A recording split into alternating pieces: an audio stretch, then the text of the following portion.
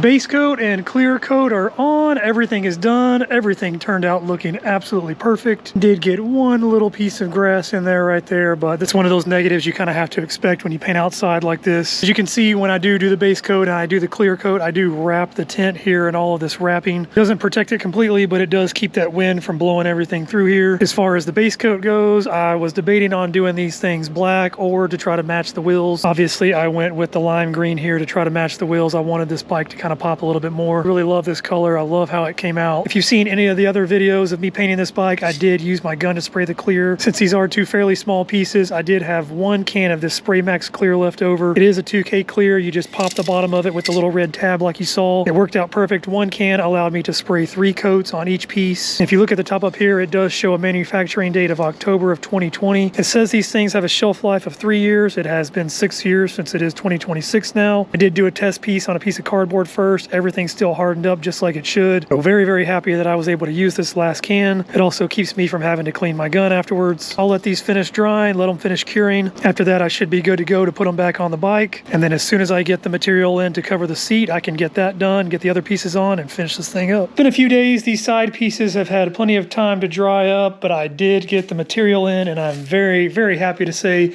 that the color matches up very, very well. Color match is not exactly perfect, but I actually ordered another one online. It was completely way off. Went to a couple of different stores and they did not have anything that was going to match up at all. So I am very, very happy that this is so close of a match. Before I actually pull all of this out though and start covering the seat, I do want to go ahead and get these pieces on the bike. Starting to lose room here with all the stands and all the plastics hanging everywhere. I'm going to get both of these pieces on the bike. I'm going to get everything that I can over here on the bike that doesn't have to be connected to the seat.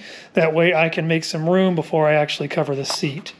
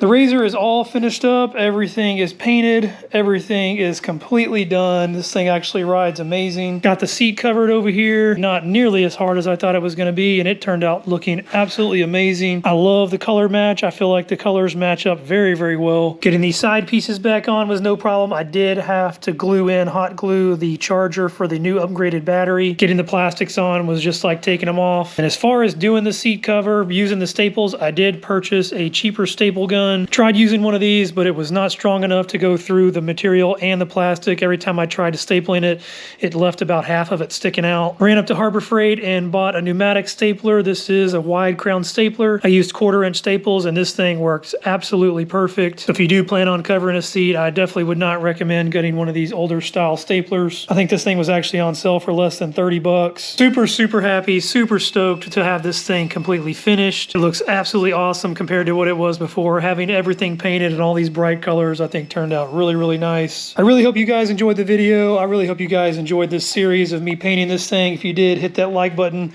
If you want to catch anything else going on with the rest of the bikes, catch anything else going on with the channel, hit that subscribe button, and I will catch you guys next time.